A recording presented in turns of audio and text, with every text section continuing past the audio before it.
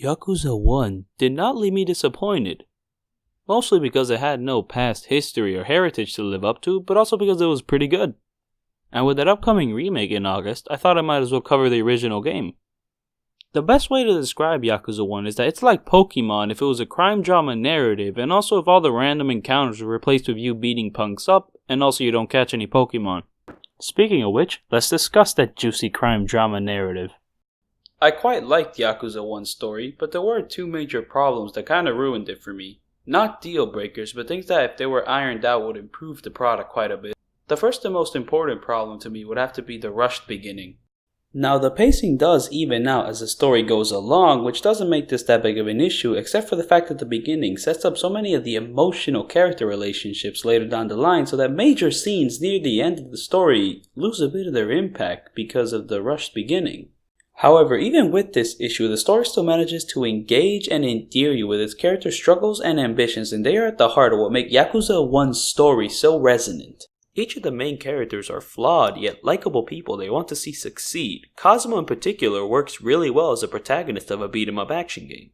Kazuma is both a monster that will demolish anything in its path and also a really cool and swell guy that helps little girls protect puppies. My only real problem with the characters of this game is that one of the villains is kinda lame. I won't spoil who it is, but you'll know when you see him. Another great thing about this game is the way it handles its tone. On the one hand, the cutscenes take themselves rather seriously, but on the other hand, step outside and get engaged with one of the game's many side quests and you'll be exposed to some of the game's more humorous elements.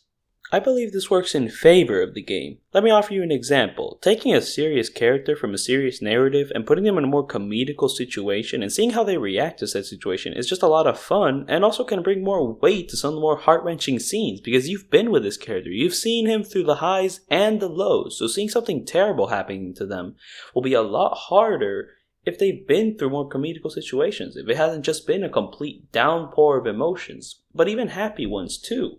Now, having said my piece on the story and characters, I'd like to move. Bitch! I hope you're ready to get your ass kicked. Oh. Have you ever taken a theater class? Well, let me spread to you some knowledge you may find useful in your life. Now, there's this rumor going around that if you can't understand what an actor is saying, you can't judge their acting. While I can see where they're coming from, I do feel this notion is misguided. An acting performance has nothing to do with what a person is saying. They could be saying random gibberish about aliens and it really wouldn't matter. What matters is the way they convey the aliens, the way they say the aliens, the way they move around, their body motion, their language motion, their vocal motion. That is what matters. So if you don't understand what a person is saying, you can still judge their performance based on all those principles. This is what acting's about. This is what theater's about. This is why theater class is the best class. This is why I can confidently say that the Japanese voice acting is far superior to the English voice acting, despite not knowing Japanese. Though all things considered, this is a bit unfair on the English voice acting's part. You can't really expect the English voice acting to be as good as the Japanese, because the Japanese voice acting is the original voice acting of the game. The English is just dubbing over it, so to expect it to be just as good, if the Japanese voice acting was any good, is a bit unfair. All the English voice acting needs to do is be good, by itself. Can't say it does it, however. The worst part is I can't even say it's laughably bad, it's just mediocre throughout. Every character delivers every line in the same monotone tone. Don't you dare. There are scenes that should be packed with emotion, but that's kinda ruined when the delivery sounds so bored. However, there are some exceptions to this rule. For example, Mark Hamill's portrayal of bad boy Majima isn't boring. You can tell he's putting in some sort of emotion. You stupid motherfucker!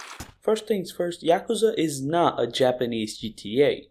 The main distinction is that in GTA, you could pull out a Glock at any time and blast someone. In Yakuza, it's more like Pokemon. You can only engage in battle when someone comes up to you and says, I would like to engage in battle, or in certain levels.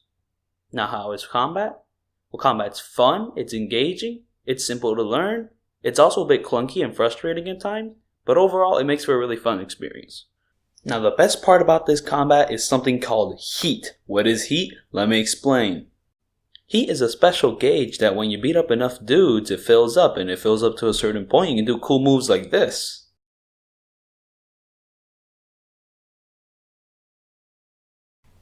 Well, these heat moves deal massive damage, so you constantly want to be doing them, but in order to constantly be doing them, you have to constantly be beating up dudes. But you can't just mash buttons, you have to be precise about it. You can't land on your feet, or else the bar's gonna go down and bam, you lost your opportunity to a heat move. That's why you have to stay engaged in combat. Do well in combat, you'll get good heat moves, you'll do good damage, and you'll be a good player. And that is a cycle of Yakuza. Another great thing, it doesn't take forever for the dang thing to load, it's immediate. You do it good in combat, you do good in heat. You don't have to wait like 10 battles to chill up one super move that you're probably wasting a bunch of weak enemies. It's not like that. It's not that garbage. Now the basic attacks, while simple, are crunchy and satisfying to pull off, and the enemies put up enough of a challenge to not keep you bored during combat. Where the combat in Yakuza truly shines is during the beat 'em up levels. I mean, this is just some good old video game fun. You're just beating dudes up, progressing through a level, cracking some skulls while a sick tune is playing in the background. And speaking of those tunes, let's talk about the soundtrack. This soundtrack is filled with some straight bangers like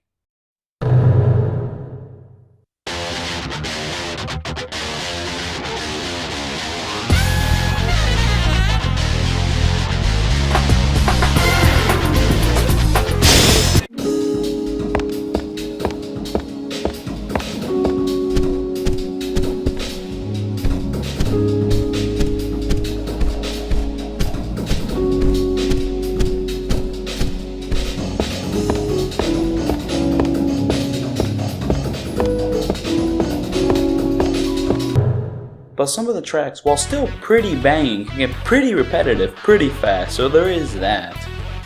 But combat isn't the only thing you do in this game. I'm gonna have to talk about the part about why people get confused that this is Japanese GTA.